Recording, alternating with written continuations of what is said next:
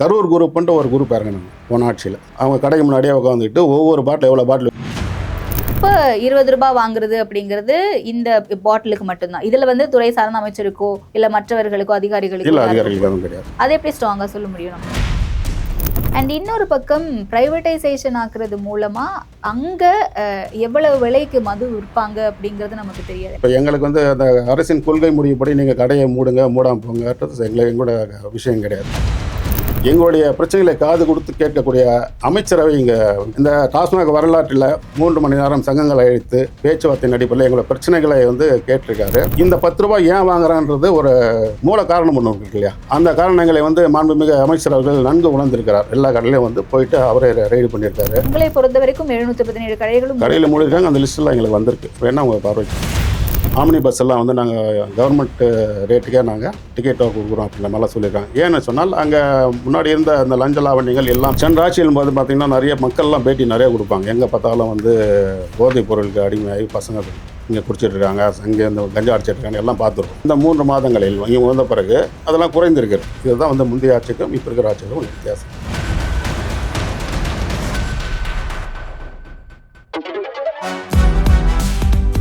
சூப்பரா இருக்கு அம்மா, எனக்கு இதோட சீக்கிரம் தெரியும். Chocolate sweetened condensed milk from Milky Mist. Aachi Masala. எந்த சமையலும் ருசி தேடும் ரகசியம். 20 ரூபாய். இந்த டிபேட் நேயர்களுக்கு வணக்கம். இன்றைய சிறப்பு நேர்காணலில் நம்மோடு இணைந்திருப்பவர் தமிழ்நாடு அரசு டாஸ்மாக் பணியாளர்கள் சங்கத்தினுடைய மாநில தலைவர் திருமிகு பழனி பாரதி அவர்கள். வாங்க பேசலாம். வணக்கம் சார். வணக்கம் மேடம். சமீபத்தில் டாஸ்மாக் தொடர்பான விஷயங்களில் நிறைய குளறுபடிகள், நிறைய பிரச்சனைகள், சிக்கல்கள் அப்படிங்கிறத பார்த்துக்கிட்டு இருக்கோம். அதில் குறிப்பாக தமிழ்நாடு அரசு அறிவித்த அந்த 50% மதுக்கடைகளை ப்ரைவேட்டைசேஷன் ஆக்கணும், தனியார் மயமாக்கணும் அப்படிங்கிற ஒரு விஷயம். நகரங்களில் முதல்ல இதை எடுத்துகிட்டு வந்துட்டு அதன் பிறகு படிப்படியாக பார்ப்போம் அப்படின்ற மாதிரி சொல்லியிருக்காங்க. ஸோ இதன் மூலமாக என்ன லாபமோ இல்லை நட்டமோ தமிழ்நாடு அரசுக்கு கிடைக்கும் நீங்கள் நினைக்கிறீங்க? முதல்ல இந்த கேள்வியை பொறுத்த வரைக்கும் அரசாங்கத்தின் சைட்லேருந்து அமைச்சர் அவர்களின் வாய்மொழி உத்தரவோ இல்லை ஜீவோவோ எதுவுமே வந்து வெளியே கொண்டு வரப்படல. அதாவது நாங்கள் வந்து ப்ரைவேட்டாக ஆக போகிறோன்ற ஆஃபிஷியலாக வரலை, அஃபிஷியலாக எதுவும் இல்லை. இது அனுமானங்களின் அடிப்படையில் பல்வேறு தரப்பில் வந்து பேசப்படக்கூடிய விஷயங்கள் தான் இது. ஸோ இருந்தாலும் நீங்கள் கேட்ட கேள்விக்கு என்ன ப்ரைவேட்டைசேஷன் ஆகும்போது என்ன நடக்கும்ன்றதுக்கு சொல்லிடுவோம்.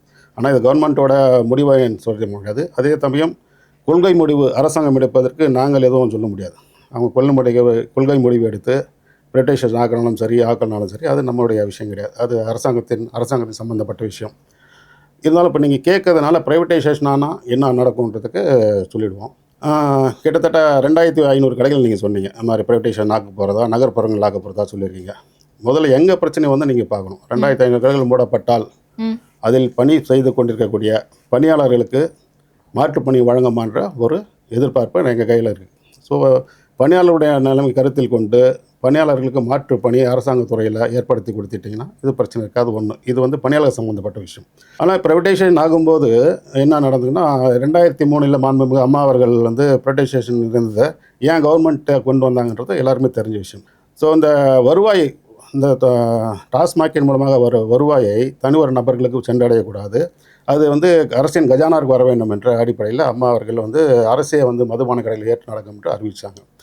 ஸோ மீண்டும் ப்ரைவேட்டைசேஷன் ஆகும்போது என்ன ஆகும்னா அந்த எக்ஸ்ட்ரா வர இன்கம் இப்போ என்ன ஒருத்தர் தொழில் செய்கிறாங்கன்னா ஒரு லாபகாரம் இல்லாமல் ஒரு தொழில் யாரும் செய்ய போகிறது கிடையாது. ஸோ அந்த லாபங்களை நோக்கி பார்க்கும்போது மீண்டும் அந்த வருவாய் என்பது தனியார்களின் கைக்கு செல்லக்கூடிய வாய்ப்பு இருக்கிறது ஒன்று. அதே சமயம் ப்ரைவேட்டைசேஷன் ஆகும்போது நகர்ப்புறங்களில் இப்போ ஒரு 500 கடை இருக்குன்னு வச்சுக்கலாம். ப்ரைவேட்டைசேஷன் ஆகும்போது ஒரு 1000 கடைகளாக மாறதுக்கான வாய்ப்புகள் இருக்குது. ஸோ 2003 பார்த்திங்கன்னா ஒரு நகர்ப்புறங்களில் ஒரு நகரத்தில் பார்த்தா ஒரு 2 கடை இருக்கும். டவுன்ஷிப்பில் பார்த்தா ஒரு 2 கடை இருக்கும். வில்லேஜ் சைடில் அவ்வளோ கடைகள் கிடையாது. ஆனால் இப்போ ப்ரைவேட்டைசேஷன் ஆக்கின்றப்போ இந்த சூழ்நிலையில் கடைகளின் எண்ணிக்கை அதிகரிக்காத வாய்ப்புகள் இருக்குது நகர்ப்புறங்களில். அதனால் வந்து எல்லா தரமங்களும் ஈஸியாக போய் வாங்கக்கூடிய இடத்துல இருக்கும். ஸோ இது வந்து மேலும் மக்களை வந்து குடிக்கு அடிமையாக்கின்ற விஷயங்களாக இருக்குன்றது தான் எங்களோட கருத்து. ஓகே, வருவாய் அப்படிங்கிறது 50% பிரைவேடைசேஷன் ஆக்கும்போது அரசுக்கு அது ஒரு இழப்பா தானே இருக்கும். ஆமாம், கண்டிப்பாக இருக்கும். அதில் ஒன்றும் மாற்று கருத்து கிடையாது. ஓகே, அப்ப அப்படி இழப்பு வரும்போது அங்க இருக்கக்கூடிய பணியாளர்களுக்கும் சிக்கல்னு சொன்னீங்க. அப்ப பணியாளர்களுடைய நிலை அங்க என்னவா இருக்கும்? அரசு என்ன மாதிரியான முடிவு எடுக்கணும்னு நினைக்கிறீங்க இப்படி ஒரு சூழல் வந்தா? இப்படி ஒரு சூழல் வந்து அதான் சொன்னேன், ஏற்கனவே சொன்ன மாதிரி இப்போ எங்களுக்கு வந்து அந்த அரசின் கொள்கை முடிவுப்படி நீங்கள் கடையை மூடுங்க, மூடாமல் போங்கன்றது எங்களோட விஷயம் கிடையாது.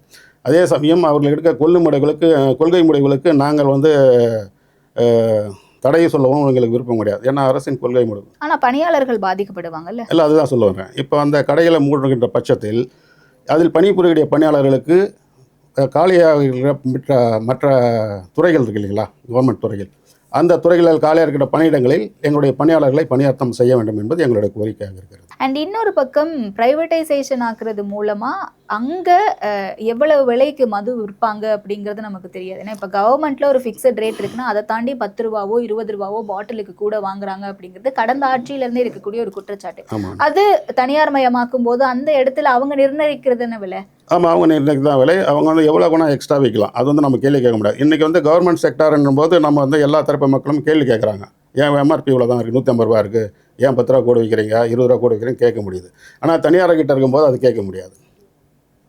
அந்த தவறுகள் நடக்க நிறைய வாய்ப்புகள் இருக்கிறது. ஓகே, அரசு இந்த முடிவு எடுக்கிறாங்க அப்படின்னா அது சரியான முடிவாக இருக்கும் நீங்கள் நினைக்கிறீங்களா? இப்போ ப்ரைவேடைசேஷன் ஆக்குறது சரியான முடிவாக இருக்கணுமா? நான் அரசாங்கத்தின் நிலைப்பாட்டிலேருந்து பார்க்கும்போது தான் நமக்கு தெரியும்.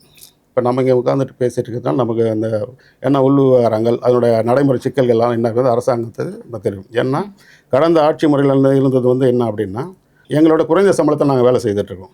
வேலை செய்யும்போது இதுக்கு முன்னே இருந்த ஆட்சியாளர்கள் எங்களை நடத்திய விதம் என்பது எங்களை ஒரு கொள்ளைக்காரனாகவும் திருடனாகவும் இப்படி தான் சித்தரித்து வளர்த்துறாங்க. அதாவது இப்போ நாங்கள் சம்பளம் ஜாஸ்தி கேட்கும்போது அவங்க என்ன எங்ககிட்ட கேட்காதீங்க, நீங்கள் மக்கள்கிட்ட வாங்கிங்க, அதோட பார்த்துங்க, எங்ககிட்ட எதுவும் கேட்க வேணான்ற சூழ்நிலை தான் எங்களை வச்சுருந்தாங்க. கொள்கை முறையாக எப்படி வேணால் எடுக்கலாம். அதாவது பூரண மதுவிலக்கை நோக்கியும் போகலாம், இல்லை இதை கம்மிப்படுத்தணும், படிப்படியாக குறைத்தால் தான் இது வந்து முழுமையாக பூரண மதுவிலக்கை நோக்கி போகிறக்கூடிய விஷயமாக கூட இருக்கலாம்.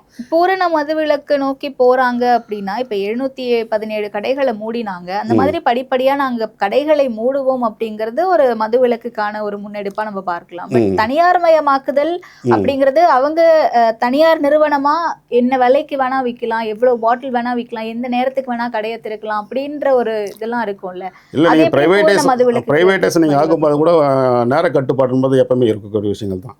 எல்லா பிரைவேட் செக்டார்ஸும் ஃபாலோ பண்ணுவாங்களான்னு தெரியாது. கவர்மெண்ட் பிளாக்ல விற்கிறாங்க, இல்லீகலா திறந்து வச்சிருக்காங்கன்னு எவ்வளவு பார்க்குறோம். ஆனால் ப்ரைவேடைஸ் ஆகும்போது அதை நம்ம கண்ட்ரோல் பண்ண முடியாது. அவங்க நினைச்ச நேரத்தில் விற்கலாம் அப்படிங்கிற சூழ்நிலைலாம் இருக்கும். அது வந்து ஒரு பாதிப்பை ஏற்படுத்தக்கூடிய விஷயங்கள் தான். ஆனால் இருந்தாலும் தனியாருக்கு கொடுக்க போகிறாங்கன்றது நம்ம அனுமானத்தின் அடிப்படையில் தான் பேசிக்கொண்டிருக்கிறோம். ஆனால் தீர்மானமாக ஒரு முடிவெடுக்கவில்லை. அமைச்சர்களை நேற்று சந்தித்து பேசும்போது கூட அது மாதிரியான பிரைவேட்டைஸ் பண்ண போகிறதா அவர் வந்து எதுவுமே சொல்லலை. அதே மாதிரி ரெஸ்டோ பார் வரதை பற்றியும் ஒரு சில பேச்சுகள் அடிபட்டது. அதாவது தின்பண்டங்களும் கூடிய ஹோட்டல் மாதிரி இருக்கக்கூடிய ரெஸ்டோ பாரும் நடத்துகிற மாதிரியும் சில அனுமானங்கள் அடிப்படையில் வெளியிலேருந்து பேசக்கூடிய விஷயங்கள் தான். கவர்மெண்ட் சைட்லேருந்து அதுக்கான வாக்குறுதிகளோ இல்லை மாதிரி அஃபிஷியல் ஆர்டர்ஸோ எதுவுமே ஒன்றும் இஷ்யூ பண்ணலன்றது தான் நம்ம நேற்று மினிஸ்டர் சந்தேகமாக கூட அந்த வார்த்தை தான் சொல்லியிருக்காரு. ஸோ அனுமான அடிப்படையில் இருக்கிறதுக்கு நம்ம ஒன்றும் சொல்ல முடியாது. வரும்போது அதை பற்றி யோசிச்சு பேசுறது நல்லதாக இருக்கும். இல்லை, இப்போ இது வரைக்கும் பணியாளர் சங்க தலைவராக இருக்கீங்க. பணியாளர்களுக்கு என்ன மாதிரியான சிக்கல் கடந்த 5 ஆண்டுகளில் இருந்ததுன்னு நீங்கள் பார்த்தீங்க. இப்போ இந்த 3 மாதங்களில் ஒரு மாற்று அரசியல் வந்த பிறகு என்ன மாதிரியான வித்தியாசம் இருக்கிறது நீங்கள் பார்க்குறீங்க? கடந்த 5 ஆண்டுகள் என்பதே கிடையாது. கிட்டத்தட்ட நாங்கள் தமிழ் அரசு டாஸ்மாக் பணியாளர் சங்கம் ஒரு 16 வருஷமாக நாங்கள் சங்கத்தை இயங்கிக் கொண்டிருக்கின்ற போது 2003 ஆரம்பிக்கப்பட்ட பொழுது அம்மையார் அவர்கள் வந்து 2000 சம்பளம் தான் எங்களுக்கு ஃபஸ்ட்டு அனௌன்ஸ் பண்ணுது. ஆனால் அந்த முதல் மாதம் முடியறதுக்குள்ளே 3000 ரூபாய் ஏற்றி கொடுத்து பண்ணாங்க. அந்த சமயத்தில் வந்து 3000 ரூபாய் என்பது வாழ்க்கை நடத்துவதற்கான விஷயங்களாக இருக்காது, அது போதுமானதாக இருக்காதுன்ற அடிப்படையில் இன்சென்டிவ் சிஸ்டம் எங்களை கொண்டு வந்திருந்தாங்க. இன்சென்டிவ் சிஸ்டம் விற்பனை அடிப்படையில் இருக்கிற 1% அப்படி கொடுத்துட்டு இருந்தபோது அந்த எக்ஸ்ட்ரா அந்த விற்பனைக்கு தகுந்த மாதிரி இன்சென்டிவ் வந்ததில்லை. அதை வச்சு நாங்கள் வந்து குடும்பத்தை நல்லபடியாக மெயின்டைன் பண்ணிட்டு போயிட்டு இருந்தோம். ஆனால் அடுத்த திமுக ஆட்சி வரும்போது அந்த இன்சென்டிவ் சிஸ்டம்ன்றது நீக்கப்பட்டு 500, 1000 அப்படி ஏற்றிட்டு வந்தாங்க ஒவ்வொரு வருஷமாக எங்களுக்கு. ஸோ அந்த அடிப்படையில் பார்த்தோம்னா எங்களுக்கு பிரச்சனைகள் வந்து அதுக்கு பிறகு நடந்த விஷயங்களில் ஒவ்வொரு குடோன்லேருந்து நம்ம கடைகளுக்கு வரும்போது இறக்கு கூலின்னு ஒன்று கேட்பாங்க. டிரான்ஸ்போர்ட்டில் வந்து இருக்கிறோம் ஒரு கடைக்கு வந்து ஒரு 500 பெட்டிகள் வருது என்றால் அந்த ஒவ்வொரு பெட்டிக்குமா ஒரு 5 ரூபாய் அவங்க வந்து இறக்க கூலி கேட்பாங்க. ஸோ இதையெல்லாம் நாங்கள் வந்து நிர்வாகத்திடம் கேட்டு பல்வேறு போராட்டங்கள் நடத்தியிருக்கிறோம். அதே மாதிரி உடைந்த பாட்டிலுக்கு காசு வந்து நாங்கள் தான் கையிலேருந்து கட்ட வேண்டியது இருக்குது. அதற்கான கழிவுகள் எதுவும் எங்களுக்கு கொடுக்கப்படுவதில்லை. அப்புறம் ஒவ்வொரு இப்போ இந்த நகர்ப்புறங்களை விட்டு நீங்கள் வெளியில் போனீங்கன்னா கடைகளுக்கான வாடகை இருக்குது பாருங்கள், அது வந்து அதிகமாக கேட்பாங்க ஆக்சுவலாக பில்டிங் ஓனர்ஸ். ஆனால் நம்ம கவர்மெண்ட்லேருந்து நிர்வாகத்திலேருந்து கொடுக்குறது குறைந்த அமௌண்ட் மட்டும் தான் இருக்கும். ஏன்னா ஒரு ஸ்கொயர் ஃபீட்டுக்கு இவ்வளோ தான் அப்படின்னு நகர்ப்புறங்களுக்கு ஒரு மாதிரியாகவும் பஞ்சாயத்தில் இருக்கிறவங்கள ஒரு மாதிரியும் கொடுத்துட்டாங்க. ஸோ அந்த வாடகையின் அடிப்படையில் யாரும் கடை கொடுக்க தயாராக இல்லை. ஸோ அதனால் அந்த கடை பணியாளர்கள் என்ன பண்ணால் அந்த எக்ஸ்ட்ரா நாங்கள் கொடுக்குறோம் அப்படின்ட்டு அது மாதிரி இவங்க வந்து கொடுத்துட்டு அதுக்கான செலவினங்களுக்காக இந்த விஷயங்கள்லாம் பண்ணிகிட்டு இருந்தாங்க. எந்த விஷயங்கள்? அந்த பாட்டில் 5 ரூபா வைக்கிறது, 10 ரூபா வைக்கிறதெல்லாம். அப்போ நிர்வாகம் ஏற்றக்கூடிய செலவுகளை ஏற்காமல் இருந்த காரணத்தினால் எங்களுடைய பணியாளர்கள் இது போன்ற விஷயங்களை வாங்கிட்டு அந்த 10 ரூபா எக்ஸ்ட்ரா வாங்கிட்டு அதுக்கான செலவினங்களை பார்த்து கொண்டிருந்தார்கள். அதே சமயம் இது வந்து கடந்த 5 ஆண்டுகள்ல தான். கடந்த 5 ஆண்டு அந்த கிடையாது, இன்சென்டிவ்ஸ் கட் பண்ணதுக்கு அப்புறம் கடந்த 5 ஆண்டு, ஆமாம், ஒரு 15 ஆண்டுகளாக இப்படி தான் நடக்குது. ஓகே. இப்போ வந்து என்ன நடந்திருக்குன்னா, அதே மாதிரி நம்ம தமிழ் அரசு டாஸ்மாக் பணியாளர் சங்கத்தின் சார்பாக ஒரு வெள்ளை அறிக்கை கொடுத்துருந்தாங்க. வெள்ளை அறிக்கை என்பது செலவினங்கள், ஒரு கடைக்கு எவ்வளோ செலவினங்கள் ஆகிறது, இந்த செலவினங்களை எப்படி நாங்கள் சரி பண்ணுறோன்றது அடிப்படையில், அதாவது அந்த 5 ரூபா 10 ரூபாங்கிறத வச்சு பேஸ் பண்ணி அந்த வெள்ளை அறிக்கை ஒன்று கொடுத்துருந்தோம். மாண்புமிகு அமைச்சர் அவர்களுக்கு, முதல்வர் அவர்களுக்கு சிஎம் செல்லுக்கு அமைச்சிருந்தோம் நாங்கள். அதில் என்ன வருதுன்னா, இந்த பணியாளர்கள் என்னென்ன செலவினங்களை கையாளுகிறார்கள் அப்படின்னு பார்க்கும்போது, அந்த 5 ரூபா 10 ரூபா விற்கும்போது மாவட்ட மேலாளர்கள் வந்து ரெய்டு வருவாங்க. ரெய்டு வந்தபோது அதை பிடிப்பாங்க. அதை பிடிக்கும்போது அவங்களுக்கான ஒரு அமௌண்ட்டை நாங்கள் கொடுக்க வேண்டியிருக்கும். அதை ரெய்டு வராமல் இருக்கிறதாக மாதம் ஒரு கப்பம் காட்ட வேண்டிய சூழ்நிலை இருந்தது. அதே மாதிரி முதுநிலை மண்டல மேலே அவர்களுக்கும் கொடுத்து கொண்டு இருந்தோம். இதெல்லாம் இப்படி தான் இந்த காசை வச்சு தான் நாங்கள் அட்ஜஸ்ட் பண்ணிகிட்டு இருந்தோம். எங்கள் வாழ்க்கையும் நாங்கள் ஓட்டி கொண்டு இருந்தோம். ஆனால் இந்த ஆட்சி வந்த பிறகு இந்த மாவட்ட மேலாளர்கள் கொடுப்பது எல்லாமே தடை செய்யப்பட்டிருக்கிறது. அதனால் இந்த 10 ரூபா வாங்குகின்ற விஷயங்கள் எல்லாம் நிறுத்துவதற்கான சூழ்நிலை இந்த அரசாங்கம் உருவாக்கி கொடுத்துருக்கிறது. மற்ற 2 ஆட்சியிலும் பார்க்கும்போது எங்களை வந்து ஒரு கொள்ளைக்காரனாக திருடனாக பார்த்து கொண்டிருந்த நிலை மாறி இன்று எங்களுடைய பிரச்சனைகளை காது கொடுத்து கேட்கக்கூடிய அமைச்சரவை இங்கே விக்னேஷ் அவர்கள், மாண்புமிகு அமைச்சர் விக்னேஷ் அவர்கள் இருக்கிறார். இந்த டாஸ்மாக் வரலாற்றில் ஒரு 3 மணி நேரம் சங்கங்களை அழைத்து பேச்சுவார்த்தையின் அடிப்படையில் எங்களோட பிரச்சனைகளை வந்து கேட்டிருக்காரு. வந்த 2-3 மாதத்தில் எங்களுடைய நீண்ட நாள் கோரிக்கையான இஎஸ்ஐ வந்து கொடுத்துருக்காரு. அப்புறம் அந்த கரண்ட் பில் எக்ஸ்ட்ரா கட்ட வேண்டியிருந்தது, அதையெல்லாம் தாங்கள் ஏற்றுக்கொள்வதாக நிர்வாகம் தெரிவித்திருக்கிறது. இறக்குவதற்கான நீங்கள் கூலி கொடுக்க தேவையில்லைன்ட்டு டிரான்ஸ்போர்ட்லேயும் பேசிட்டாங்க. அதே சமயம் 25% ஊதிய உயர்வும் எங்களுக்கு கொடுத்துருக்காங்க. ஸோ இதன் அடிப்படையில் பார்க்கின்ற போது இந்த அரசாங்கம் எங்களை பற்றி சிந்தித்திருக்கிறது என்ற ஒரு நல்ல விஷயத்துக்கு நாங்கள் எதிர்பார்க்குறோம், நான் நினைக்கிறோம். ஸோ அதன் அடிப்படையில் எங்களுக்கு தேவையான விஷயங்களை பண்ணிட்ட போது நாங்கள் இந்த 5 ரூபா 10 ரூபா வைக்கிறது வந்து எங்களுக்கு தேவையில்லாத விஷயமாக இருக்கிறது. இப்போ இந்த நிர்வாக செலவுகளாக தான் நாங்கள் செய்துட்டு இருந்தோம்னு உங்களுக்கு சொன்னோம். ஆனால் நிர்வாக செலவுகளை அரசாங்கமே ஏற்றுக்கொள்ளணுன்றது உத்தரவை வந்து நம்முடைய மாண்புமிகு அமைச்சர் அவர்கள் சொல்லியிருக்காரு. அதன் அடிப்படையில் நிர்வாக செலவுகள் இல்லாத போது இப்போ நாங்கள் வாங்க வேண்டிய அவசியம் இல்லை. ஸோ நீங்கள் இப்போ ஆனாலும் எங்களோட பணி நிரந்தரம் கோரிக்கை வென்றெடுக்க வேண்டும் என்று பல்வேறு கட்ட பேச்சுவார்த்தை நடத்தி கொண்டிருக்கிறோம். பணி நிரந்தரம் என்று செய்யப்பட்டால் ஒவ்வொரு வாரங்களும் ஒரு குறைஞ்சபட்சம் ஒரு 50,000 ரூபாய் சேலரி கிடைக்கும். இதை வந்து இப்போ சென்னையில் வாழ்கிற பணியாளர்களெல்லாம் வந்து வேறு டிஸ்ட்ரிக்ட்லேருந்து வந்தவங்க தான் மேக்ஸிமம் ஒரு 80% வெளி மாவட்டங்களிலிருந்து வந்து இங்கே பணிபுரிந்து கொண்டிருக்கிறவர்கள் தான். ஸோ இங்கே வீட்டு வாடகை என்னெல்லாம் உங்களுக்கு தெரியும். ஸோ இந்த குறைஞ்சபட்ச சம்பளத்தை வைத்துக்கொண்டு எங்களால் இங்கெல்லாம் குடும்பம் நடத்த முடியாது. பசங்க படிப்பு செலவு இருக்கிறது. இப்போல்லாம் நாங்கள்லாம் ஒரு 30 வயசில் வந்தோம், இன்றைக்கி வந்து ரிட்டையர் ஆகக்கூடிய ஸ்டேஜில் இருக்கோம். ஸோ எங்கள் பசங்களுக்கும் இப்போ கல்யாண ஸ்டேஜ், படிக்கிற வயசெல்லாம் வந்திருக்காங்க. ஸோ அதுக்கான செலவெல்லாம் எங்களால் கட்டுப்படுத்த முடியாது, ஏற்படுத்த வச்சு சமாளிக்க முடியாதுன்றது பேசியிருக்கோம். அதன் அடிப்படையில் திருப்பியும் வந்து ரிவைஸ் பண்ணுறதா சொல்லியிருக்கார் மாண்புமிகு அமைச்சர்கள். அதன் அடிப்படையில் அந்த முன்னில் இருந்த ஆட்சியாளருக்கும் இந்த ஆட்சியாளருக்கும் அது வித்தியாசத்தை தான் நான் சொல்கிறேன். அதாவது இப்போ நாங்கள் இந்த அரசாங்கத்துக்கு சப்போர்ட் பண்ணி பேசணும்லாம் இல்லை, ஆனால் முன்பிருந்த அரசாங்கங்கள் எங்களை எப்படி நடத்தியது, இந்த அரசாங்கம் எங்களை எப்படி நடத்துகிறது, எங்களை மனிதர்களாக டாஸ்மாக் பணியாளர்களை ஒரு மனிதர்களாக சந்தித்து பார்க்குறாங்க ஒரு விஷயம். அடுத்து வந்து இங்கே இந்த 10 ரூபாய் ஏன் வாங்குறான்றது ஒரு மூல காரணம் ஒன்று இருக்கு இல்லையா, அந்த காரணங்களை வந்து மாண்புமிகு அமைச்சர் அவர்கள் நன்கு உணர்ந்திருக்கிறார். எல்லா கடையிலையும் வந்து போயிட்டு அவரே ரெய்டு பண்ணியிருக்காரு, கடையாக ரெய்டு பண்ணியிருக்காரு, மாவட்ட அலுவலகங்களில் ரெய்டு பண்ணியிருக்காரு. ஸோ பிரச்சனைகள் எங்கே இருக்குன்றது நல்லா தெரியும் அவருக்கு. அதன் அடிப்படையில் இமீடியட்டாக ஒரு 25% சம்பளம் அறிவித்திருக்கார் என்பது எங்களுக்கு மகிழ்ச்சியான விஷயம். ஸோ எங்களை பற்றி சிந்திருக்கின்ற காரணத்தினால் இந்த ஆட்சி மூலமாக எங்கள் பணியாளர்களுக்கு பணி நிரந்தரம் கிடைக்கும் என்று ஒரு நம்பிக்கை இருக்கிறது. இதுதான் வந்து முந்தைய ஆட்சிக்கும் இப்போ இருக்கிற ஆட்சிகளும் உள்ள வித்தியாசம். அது ஓகே. இப்போ ப்ரைவேட்டைசேஷன் அப்படிங்கிறத பற்றி பேசிகிட்டு இருக்கோம். இப்போ 717 கடைகளை மூடினாங்கல்ல, அந்த கடைகளில் வேலை செய்த பணியாளர்களுடைய நிலை இன்றைக்கு என்னவா இருக்குன்ற ஒரு கேள்வியும் இருக்குல்ல? ஆமாம், இருக்குது. அதில் ஒன்றும் சந்தேகம் இல்லை. ஆனால் அந்த கடையில் பணிபுரிந்த பணியாளர்களுக்கு பக்கத்தில் இருக்கக்கூடிய அதிக சேல்ஸ் நடக்கக்கூடிய கடைகளில் பணியாளர் பற்றாக்குறை இருக்கின்ற கடைகளில் இவரெல்லாம் பணியமர்த்தம் செய்யப்பட்டீர்கள் என்பது தெரிவித்தது. ஓகே. ஆனால் நேற்றைக்கு கூட சமூக வலைத்தளங்களில் பார்க்கும்போது 717 கடைகளுமே மூடப்பட்டிருக்கா அப்படிங்கிறதே இங்கே ஒரு கேள்விக்குறியாக இருக்குது. அதற்கான ப்ராப்பர் டாக்குமெண்ட்ஸ் இன்னும் இந்த அரசாங்கம் வெளியிடலை. ஆர்டிஐயில் கேட்டாலுமே கூட நீங்கள் குறிப்பிட்ட தகவல்கள் எதுவும் கிடைக்க மாட்டேங்குது அப்படிங்கிறது ஒரு குற்றச்சாட்டாக இருக்குது. உங்களை பொறுத்த வரைக்கும் 717 கடையில் மூடிருக்காங்க. அந்த லிஸ்ட்டெல்லாம் எங்களுக்கு இருக்குது, எங்ககிட்ட இருக்குது. வேணா உங்கள் பார்வைக்கு நாங்கள் தயாராக இருக்கோம். Okay okay. ஸோ இப்போ அடுத்த கட்ட நகர்வா இந்த அரசாங்கம் என்ன பண்ணணும்னு நினைக்கிறீங்க உங்களுக்காக, பணியாளர்களுக்காக, டாஸ்மாக் பணியாளர்களுக்காக? அமைச்சர் அவர்கள் கூறியதை போல எம்ஆர்பியில் அவர் வந்து மக்களை பற்றி சிந்திக்கக்கூடிய அரசாங்கமாக இது இருக்கிறது. அதில் வந்து மாற்று கருத்து கிடையாது. எதன் அடிப்படையில் சொன்னால் டாஸ்மாக மட்டுமே இவங்க வந்து சரி செய்யணும்னு நினைக்கல, மற்ற எல்லா துறைகளிலுமே சீர்திருத்தம் மேற்கொள்ளப்பட்டிருக்கிறது நம்ம கூட பார்க்குற விஷயங்கள் தான். என்ன சொன்னால், இப்போ டிரான்ஸ்போர்ட்டில் என்ன நடந்துட்டு ஒரு தனியார் துறை சங்கத்திலேருந்து பேசியிருப்பாங்க. ஆம்னி பஸ் எல்லாம் வந்து நாங்கள் கவர்மெண்ட்டு ரேட்டுக்கே நாங்கள் அடுத்த டிக்கெட்டாக கொடுக்குறோம் அப்படின்ற மாதிரிலாம் சொல்லியிருக்காங்க. ஏன்னு சொன்னால் அங்கே முன்னாடி இருந்த அந்த லஞ்ச லாவணிகள் எல்லாம் இருக்குது. ஸோ அதன் அடிப்படையில் சிஎம்டி அதில் பார்த்தீங்கன்னாலும் இந்த கான்ட்ராக்ட் எடுக்கிறவங்க சொல்லியிருப்பாங்க, ஒரு 20% கொடுத்தோம், 30% கொடுத்தோம், இப்போ அதெல்லாம் இல்லை, எங்களுக்கு மதியாக இருக்கும்னு சொல்லியிருக்காங்க.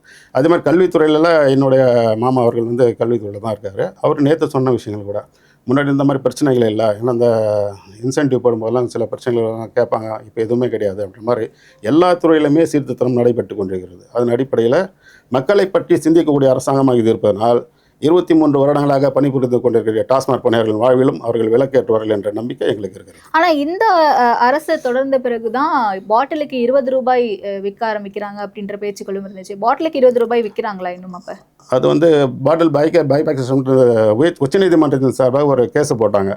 அதாவது இந்த வனத்துறை பகுதிகளில் அந்த டூரிசம் சென்டரில் இருக்கிறவங்கெல்லாம் வந்து குடிக்கிறாங்க, அந்த பாட்டில் அங்கங்கே வீசிட்டு போகும்போது அந்த விவசாயம் செய்யக்கூடிய இடம்லாம் இடத்துல போட்டுடுறாங்க. அப்போ வந்து விவசாயம் பணி செய்யும்போது கால்களில் குத்துது, வனவிலங்குகளுக்கு பாதிப்பு ஏற்படுகின்றலாம் ஒரு கேஸை போடும்போது, ஸோ இந்த பாட்டில் வந்து திரும்ப நீங்களே பெற்றுக்கொள்ள வேண்டும் என்று ஒரு ஆணையை வந்து உச்சநீதிமன்றம் கொடுத்துருந்தாங்க. அதன் அடிப்படையில் இந்த பாட்டிலை திருப்பி கொடுக்கணுன்னா, இப்போ நீங்கள் வாங்கின ரேட்டுக்கே நீங்கள் எடுத்து வந்து கொடுன்னா கொடுக்க மாட்டாங்க யாரும். இப்போ 150 ரூபா ஒரு குவார்ட்டர் வாங்குறாங்க, குடிக்கிறாங்க. பாட்டில் வந்து திருப்பி கொடுக்கணுன்னா எனக்கு தேவையில்ல விலைன்னு சொல்லுவாங்க. ஸோ அதனால் 10 ரூபா எக்ஸ்ட்ரா அந்த பாட்டிலுக்கு மேலே வாங்கிட்டு நீங்கள் கொடுக்கும்போது இந்த 10 ரூபா திருப்பி கொடுத்துருவோம்ன்ற அடிப்படையில் தான் இந்த நிகழ்வு நடந்து கொண்டிருக்கு. ஓகே. தனியார் மயமாக்கிட்டு அப்போ இதெல்லாம் சரியாயிடுமா? கடந்த ஆட்சியிலையும் பாட்டிலுக்கு 10 ரூபா வாங்குறாங்கன்னா அப்போ அதுக்கும் அந்த ஆட்சி காலத்திலையுமே கூட உங்களுடைய செலவினங்கள் அதிகமாக இருக்குது அரசை தாண்டி, அதை நாங்கள் சமாளிக்க தெரியாமல் தான் 10 ரூபா வாங்கணும்னு சொல்கிறீங்க. அப்போ அந்த அரசாங்கத்தின் மீது ஒரு குற்றச்சாட்டு வைக்கப்பட்டுச்சுல, அதிலிருந்து ஒரு பங்கீடு தொகை அமைச்சருக்கு போகுது, துறை சார்ந்தவங்களுக்கு போகுது அப்படின்னு சொல்லிட்டு, அப்போ அதெல்லாமே பொய்யா உண்மையா? அது உண்மைதான் மேடம். ஏன்னா இப்போ நாங்கள் 2010-16-10 பார்த்தீங்கன்னா ஒரு கோட்டையினோட விலை வந்து 58 ரூபா இருக்கும், 63 ரூபா இப்படி இருந்தது. அப்போ வந்து 2 ரூபா தான் வாங்கிட்டு இருந்தாங்க, அந்த ரவுண்ட் பண்ணி. இப்போ 63 ரூபானா 65 ரூபா வாங்குவாங்க, 58 ரூபானா 60 ரூபா, இந்த 2 ரூபா எக்ஸ்ட்ரா வாங்கி இந்த மாதிரி செலவுங்களாம் அப்படி பார்த்துட்டு வந்தோம். ஆனால் கரூர் குரூப்புன்ட்டு ஒரு குரூப் இறங்கினாங்க போன ஆட்சியில். கரூர் குரூப்புன்ட்டு அதுக்கு பேர். அது உங்களுக்கு அவங்க கடைக்கு முன்னாடியே உட்காந்துக்கிட்டு ஒவ்வொரு பாட்டில் எவ்வளோ பாட்டில் விற்கலாம், ஒவ்வொரு பாட்டிலுக்கு வந்து காசு கேட்க போய் 2 ரூபா கொடுங்க 3 ரூபா கொடுங்க கேட்க போய் இதுதான் வந்து 10 ரூபாவை மாறிச்சு. ஸோ அதன் அடிப்படையில் பேசப்படுகிற விஷயங்கள்லாம் 10 ரூபா விஷயங்கள். ஓகே. அப்போ பாட்டிலுக்கு அந்த 10 ரூபா அப்படிங்கிறது பணியாளர்களுடைய தேவைக்காக, கடைகளினுடைய செலவினங்களுக்காக வாங்கப்பட்டது கிடையாது, அதுக்காக மட்டும் இல்லைன்னு சொல்ல வரோம். ஓகே. இதுவும் இருக்குது. அவங்க வந்தது பிறகு தான் 10 ரூபாவே மாறுது.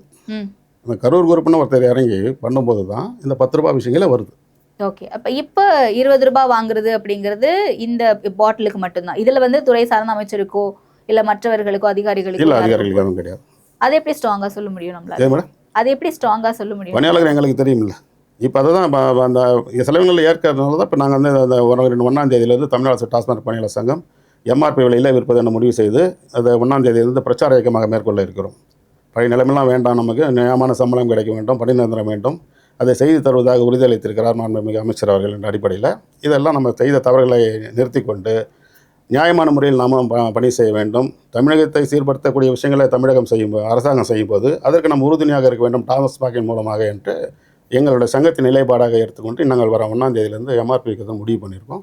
அதே மாதிரி மற்ற எங்கள் சங்கத்தில் கிட்டத்தட்ட 4000 உறுப்பினர்கள் இருக்கிறார்கள். 4000 உறுப்பினர்கள் மட்டுமே வச்சு இதை பண்ண முடியாது. இது மாவட்ட மேலாளர்களிலிருந்து மற்ற சங்கத்தை சார்ந்தவர்கள் எல்லாம் இருக்கிறார்கள். அவர்கள் எல்லாம் பிரச்சார இயக்கம் மேற்கொண்டு இந்த உண்மைத்தன்மையை விலக்கி நேர்மையான சம்பளத்தை பெற வேண்டும், பணி நிரந்தரத்தை பெற வேண்டும் என்று பிரச்சார இயக்கம் மேற்கொள்வதற்கு நாங்கள் தயாராக இருக்கிறோம். 1ஆம் தேதியில் 50% பிரைவேட்டைசேஷன் ஆக்குனா அங்க ஏற்படக்கூடிய பாதிப்புகளுக்கு நீங்க ஏத்துக்கிட்டு அமைதியா போயிடுவீங்களா, இல்ல அந்த நேரத்துல ஏதாவது சில இல்லை, நாங்கள் கேட்கறது எங்களோட பிரச்சனையை பற்றி தான் பேசுவோம். நீங்கள் 2500 கடை மூடுங்க, 5000 கடை மூடுங்க, எல்லா கடையும் கூட மூடுங்க, எங்களுக்கு பிரச்சனை இல்லாது. ஆனால் நீங்கள் 23 மாதம் பணி செய்து கொண்டிருக்கிறீங்க பணியாளர்களுக்கு மாற்றுத்துறையில் பணி வழங்கும் போது அதை பற்றி நாங்கள் யோசிக்கிறோம்.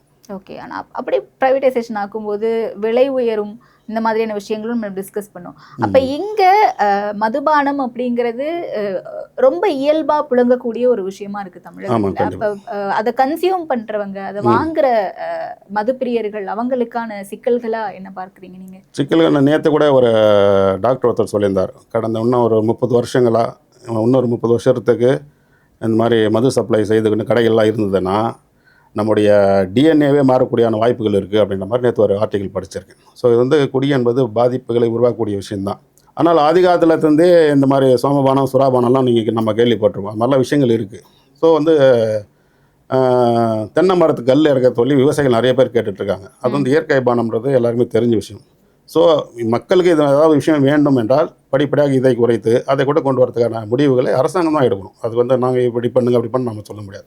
ஸோ கொள்கை முடிவு எடுத்த பிள்ளை அவ்வளோதான் முடிவு பண்ணணும். இல்லை சார், மதுவிலக்கு அப்படிங்கிறது தான் இங்கே பல பேருடைய கோரிக்கையாக இருக்குது. எங்களுடைய கோரிக்கையும் அதுதான். எங்களுடைய கோரிக்கையும் அதுதான். ஆனால் இப்படி நம்ம தனியார் மயமாக்குறோம், அங்கே விலை உயருது, அங்கே என்னால் போய் வாங்க முடியல அப்படின்ற பட்சத்தில் அவங்க என்ன பண்ணுவாங்க? வராத விஷயத்தை பற்றி நம்ம ஏன் பேசிட்டு இருக்கணும்? வரும்போது அதை பற்றி பேசுவாங்க. இல்லை, கள்ளச்சாராயம் புழக்கம் அப்படிங்கிறது அதிகமாகும். நிறைய பேர் கோவிட் டைம்ல மது கிடைக்காம வார்னிஷ் குடிச்சு இருந்து போனாங்க. நிறைய இந்த மாதிரியான சம்பவங்கள் எல்லாமே மேடம் நீங்க கேட்குற கேள்விகள் எல்லாம் கரெக்ட் தான் மேடம், எல்லாமே கரெக்ட் தான். ஆனால் எந்த இருக்கின்ற அரசாங்கங்கள் அதையெல்லாம் வந்து சரிப்படுத்துன்றது தான் விஷயம். சென்ற ஆட்சியில் போது பார்த்திங்கன்னா நிறைய மக்கள்லாம் பேட்டி நிறைய கொடுப்பாங்க. எங்கே பார்த்தாலும் வந்து போதைப் பொருளுக்கு அடிமையாகி பசங்க இங்கே குடிச்சிட்டு இருக்காங்க, இங்கே இந்த கஞ்சா அடிச்சிட்டு இருக்காங்க, எல்லாம் பார்த்துருக்கோம். ஆனால் இந்த 3 மாதங்களில் இங்கே வந்த பிறகு அதெல்லாம் குறைந்திருக்கிறது. ஸோ அரசாங்கம் கடுமையான நடவடிக்கைகளை எடுத்திருக்கிறார்கள் என்பது தான் உண்மை. ஸோ அதன் அடிப்படையில் நீங்கள் பார்க்கும்போது இந்த குடிக்கிறாங்க கொள்கிறாங்கன்றதெல்லாம் கரெக்டு தான், பாதிக்கப்படுகிறார்கள் உண்டு தான். ஆனால் அதை குறைப்பதற்கான வழிமுறைகளையும் யோசித்து மக்களை காக்க வேண்டிய கடமை அரசாங்கத்திற்கு, அதை பண்ணுவாங்கன்னு நாங்கள் நம்புகிறோம். இப்போ இந்த 10 ரூபா செலவை 1ஆம் தேதியிலேருந்து நாங்கள் வாங்க மாட்டோம் அப்படின்னு சொல்கிறீங்க. இமிடியேட்டாக அதை ஸ்டாப் பண்ணால் அது எல்லாமே சரியாக வந்துடும், நடைமுறை சிக்கல் எதுவுமே இருக்காதுன்னு நினைக்கிறீங்களா? அதனால அதான் மேடம், அந்த எக்ஸ்ட்ரா செலவினங்களுக்கெல்லாம் நாங்கள் நடத்தினதான் அது வாங்கிட்டு இருக்கோம்னு சொல்லிட்டு இருந்தோம். ஆனால் அரசாங்கம் என்பது சீர்திருத்தம் செய்ய வேண்டும்னு சங்கங்களை கேட்டுக்கொண்ட அடிப்படையில் எங்கள் சங்கம் வந்து 1ஆம் தேதி வாங்க பார்த்ததுன்னு சொல்லியிருந்தோம். ஆனால் இருந்தாலும் அது இடைப்பட்டதுக்கு அது ஒரு வெள்ளை அறிக்கை கொடுத்துருக்கோம். வெள்ளை அறிக்கை மீன்ஸ் இந்த எம்ஆர்பி நாங்கள் விற்பதனால் என்னென்ன சங்கடங்களை வந்து நம்ம பணியாளர்கள் கடையிலேருந்து சந்திப்பாங்கன்றது ஒரு வெள்ளை அறிக்கையாக கொடுத்துருக்கோம். அதில் வந்து இந்த இறக்கு கூலி இதெல்லாம் மட்டுமே வருது அதில். ஸோ அதையெல்லாம் வந்து சில விஷயங்களை அவங்க வந்து சார்ட் அவுட் பண்ணிட்டாங்க நிர்வாகத்திலேருந்து. அதாவது இபி காசு கொடுத்தாச்சு, இறக்கு கூலியும் வந்து டிரான்ஸ்போர்ட்டிட்ட பேசி முடிவு பண்ணிட்டோன்னு சொல்லிட்டாங்க. பட் இருந்தாலும் இந்த பைபேக் சிஸ்டம் தான் ஒரு பெரிய பிரச்சனையாக இருக்குது. இந்த பைபேக் சிஸ்டம் வாங்கும்போது என்ன நடக்குதுன்னா, ஒவ்வொரு பாட்டிலுக்கும் 10 ரூபா நம்ம சில்லறையாக கொடுக்கணும். சில பேர் இந்த 150 ரூபா கொடுத்து சரக்கு வாங்கிட்டாங்கன்னா 160 ரூபா 200 கொடுத்து 160 ரூபா கொடுத்து வாங்கிட்டாங்கன்னா 40 ரூபா சில்லறை தரணும். அது ஒன்று. ஒவ்வொரு பாட்டிலுக்கும் திரும்ப ஒரு கடையில் 1000 பாட்டில் வருதுன்னா 1000 பாட்டில் கொடுக்கும்போது 1000 10 ரூபாய் நோட்டுகளை கொடுக்க வேண்டியது. ஸோ அந்த 1000 ரூபாய் 10 ரூபா நோட்டுகள் கிடைப்பதில் மிக சிரமம் இருக்கிறது. பேங்க்லையும் கிடைக்கிறது கிடையாது. இதில் இந்த 10 ரூபா வாங்குவதற்கு வந்து நாங்கள் வெளியிலேருந்து சார்ஜ் கொடுத்து தான் வரோம். சார்ஜ்னா கமிஷன் வாங்கிக்கிறேன். 10 ரூபாய்க்கு வந்து 1000 ரூபாய் கொடுத்தா 100 ரூபா அப்படி வாங்கிட்டு அதன் அடிப்படையில் தான் 10 ரூபா நோட்டுகள் எங்களுக்கு வாங்க முடியுது. ஸோ இந்த 10 ரூபா வச்சு தான் நாங்கள் வந்து 10 ரூபா ரிட்டர்ன் பண்ணிகிட்ருக்கோம். ஸோ இதற்கான செலவினங்களால் தான் பெரிய பிரச்சனையாக இருக்குது டாஸ்மாகில். இதை பற்றியும் நம்ம வந்து மினிஸ்டர்களிடம் பேசினோம். அவர் வந்து இந்த சட்டசபை கூட்டத்தொடரில் இதுக்கான பிரச்சனை நிவர்த்தி செய்யப்படும். பாட்டில்கள் வந்து நீங்கள் வாங்குற மாதிரி இருக்காது, மீண்டும் வந்து 10 ரூபா கொடுக்காத மாதிரி இருக்கும். அதனால் அந்த பிரச்சனை சரி செய்யப்படும் என்ற ஒரு வாக்குறுதியை கொடுத்திருக்கிறார். இந்த போல இந்த நிலைமையில் இன்னும் நடைமுறைக்கு வரும்போது தான் அந்த சிக்கல் இருக்கிறது. அது இல்லாமல் தவிர்த்துட்டோம்னா எம்ஆர்பி வைக்கிறது சாத்தியம்தான் நினைக்கிறோம். பட் 1ஆம் தேதியிலேருந்து எம்ஆர்பி ரேட்டில் விற்க போகிறீங்க அப்படின்னா அது நடைமுறைக்கு வர வரைக்கும் அப்போ செலவினங்களை பார்த்துக்கிறேன்னு சொல்லியிருக்காங்களா அரசு? ஏற்றுக்கொள்ளுன்னு சொல்லியிருக்கேன். நேற்று பேச்சுவார்த்தை நடத்தும்போது அதை தான் சொல்லியிருக்காரு.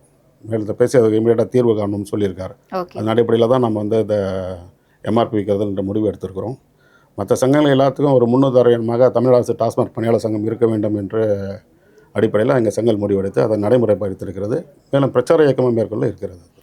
கடந்த 20 ஆண்டுகளுக்கு மேலே நீங்கள் இது குறித்து பேசிகிட்டே இருக்கீங்க. பணியாளர்களுக்கு இவ்வளோ சிக்கல் இருக்குன்னு சொன்னீங்க. ஏன் இது இன்னும் இது வரைக்கும் ஒரு தீர்வு எட்டப்படாமலே இருக்குன்னு நினைக்கிறீங்க? நல்ல கேள்வி கேட்டிருக்கீங்க. இப்போ இந்த சங்கத்தை இப்போ நம்ம டாஸ்மாக் நிறுவனத்தில் கிட்டத்தட்ட 23 சங்கங்கள் இருக்குது.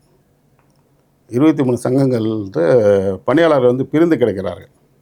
ஒவ்வொரு சங்கத்துக்கும் ஒரு 1000 2000 பேர் இப்படி பிரிஞ்சிருக்கிறதுனால இப்போ ஒவ்வொரு சங்கத்துக்கும் ஒவ்வொரு மாதிரியான விஷயங்கள் இருக்கும். அதாவது இப்போ நம்ம இந்த பிரச்சனையை அணுகிற முறையும் மற்ற சங்கங்கள் அணுகிற முறையும் தலைவர்களிடத்தில் இந்த அணுகுமுறை சிஸ்டத்தில் பிரச்சனை இருக்குது. ஆனாலும் அனைத்து சங்கத்தோட கோரிக்கை ஒன்று தான் பணி நிரந்தரம். ஆனால் அந்த பணி நிரந்தரத்தை எப்படி பெற வேண்டும் என்று எங்களுடைய சங்கம் என்பது 2010 தனி ஒரு சங்கமாக கடையெடுப்பு போராட்டம் நடத்தினால் மட்டும்தான் நமக்கு இந்த தீர்வு கிடைக்கும் என்று முடிவு செய்து தனி ஒரு சங்கமாக கடையெடுப்பு போராட்டத்தை நடத்தி காட்டிய ஒரு சங்கம் நம்மது. அந்த போராட்டத்தின் மூலமாக தமிழகத்தில் மொத்தமாக இருக்கிற டாஸ்மாகில் கிட்டத்தட்ட ஒரு 1000 பேர் வந்து சஸ்பெண்ட் ஆனது டாஸ்மாக் வரலாற்றில் ஒரே சங்கத்தை நம்ம சங்கம் மட்டும்தான். ஸோ அந்த அளவில் நாங்கள் 2010 முடிவு பண்ண மாதிரி விஷயங்கள்லாம் வேண்டாம், 2 ரூபா வேண்டாம், 3 ரூபா வேண்டாம், நிலையான நமக்கு பணி நிரந்தரம் வேண்டும், தொகுப்பூதியம் வேண்டும், காலமுறை ஊதியம் வேண்டும் என்ற போராட்டத்தை அப்போ எடுத்த சங்கம். ஆனால் இப்போ பிரிஞ்சிருக்கிறதுனால இந்த பிரச்சனைகளை ஒவ்வொரு சங்கமும் ஒவ்வொரு மாதிரி ஹேண்டில் பண்ணுறதுனால இது வந்து தீர்வு கிடைக்காமல் இருக்கிறது. இது பணியாளர்களுக்கு இதன் மூலமாக நான் கேட்டுக்கொள்கின்ற ஒரு விஷயம், உண்மையிலே நம்மளுடைய தீர்வை கொடுக்கக்கூடிய சங்கங்களுக்கு ஆதரவு அளித்து அந்த சங்கம் சொல்கிற பேச்சை கேட்டோம்னா தீர்வு இமீடியட்டாக கிடைக்கும்ன்றது எங்களுடைய கருத்தை தெரிவிச்சுக்கணும். ஓகே. ஸோ இப்போ இன்னும் சில நாட்களில் பட்ஜெட் தாக்கல் செய்ய போகிறாங்க. அதில் உங்களுக்கான தீர்வு கிடைக்கும்னு நம்புறீங்களா? கண்டிப்பாக நம்புகிறேன் மேடம். நேற்று கூட அமைச்சர்கிட்ட பேசும்போது இந்த சட்டசபை கூட்டத்தொடரில் உங்களுக்கான தீர்வுகள் அனைத்தும் சரி செய்யப்படும் என்று சொல்லியிருக்கிறார். அந்த நம்பிக்கையின் அடிப்படையில் நாங்கள் இந்த நடைமுறைக்கு கொண்டு வர இருக்கிறோம் 1ஆம் தேதியிலிருந்து. அரசாங்கத்துக்கிட்டையோ இல்லை மக்கள்கிட்டையோ என்ன சொல்ல விரும்புகிறீங்க? அரசாங்கத்துக்கிட்ட தான் நாங்கள் கேட்க முடியும். ஏன்னா இப்போ கடைகளை நீங்கள் தனியார்மயமாக்குங்கள், ஆக்காமல் போங்க, அது உங்கள் கொள்கை முடிவு. ஆனால் 23 நாளாக பணி புரிந்து கொண்டிருக்கிறோம். எங்களுக்கு பணி நிரந்தரம் என்ற கோரிக்கை இருக்கிறது. அதை நிறைவேற்றி தாருங்களேன்னு கேட்குறோம். அதே சமயம் பூரண மதுவிலக்கு என்பதை நாங்கள் ஆதரிக்கிறோம். அது வந்து உங்களுடைய கொள்கை முடிவு. எங்களை இப்போ எங்களுடைய விருப்பம் அதுதான். ஏன்னா போதையில்லாத சமுதாயத்தை உருவாக்கம் என்ற பொதுநல அடிப்படையிலும் எங்களுடைய சங்கத்தின் நிலைப்பாடும் அதுதான் இருக்கிறது. அது அவங்க தான் முடிவு செய்யணும். மக்களுக்காகவும் நாங்கள் தெரிவித்துக் கொள்வது, போதை கலாச்சாரம் இருக்கிறது, எல்லா மாநிலங்களும் இருக்கிறது. ஆனால் தமிழகத்தில் தான் கொஞ்சம் நிறையா இருக்குது. ஏன்னா இப்போ வேலையை விட்டுட்டு குடிக்கிற நிலைமையெல்லாம் கூட இருக்காங்க. ஸ்கூல் பசங்கள்லாம் வந்து குடிக்கிற நிலைமையில் இருக்குது. அதெல்லாம் எவ்வளவோ தடுத்தாலும் அது வந்து நடந்து கொண்டு தான் இருக்கிறது. ஸோ மக்கள் அவங்களா பார்த்து தெரிஞ்சுக்கிட்டு நம்ம உடல்நிலை கெடுக்கிறது இதெல்லாம் கெடுக்காமல் இருக்கிறதுக்காக எப்போயாவது யூஸ் பண்ணுற மாதிரி அவங்க தெரிந்து கொண்டால் நல்லது என்று நாங்கள் தெரிவித்துக்கொள்கிறோம்.